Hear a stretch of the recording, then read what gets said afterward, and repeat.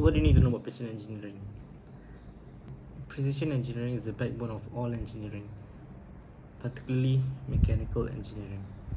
So, by learning precision engineering, you learn how to create a part while maintaining its tolerance. When we talk about precision engineering, two things which you need to know: fit and tolerance. These two will revolve around precision engineering.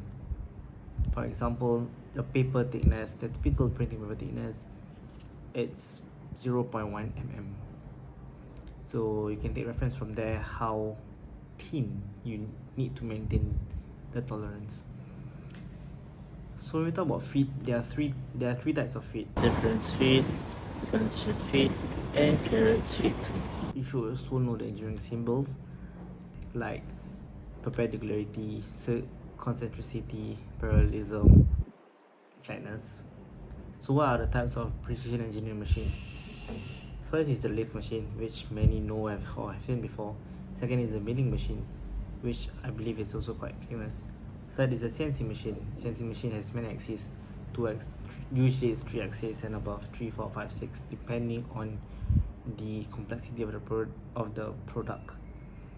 We also have the EDM machine, which is the electronic discharge machine. This is normally used for tight corners, internal tight corners. We have the wire cut machines, and we also have the grinding process. You also learn about rough cuts and finish cut, and how to maintain the surface finish for a given part. Inside this topic, you also learn about precision equipment like the vernier caliper, micrometer, slip gauges, go and no-go gauges. You also learn about calibration of these equipments, and this usually lead to a subject called metrology.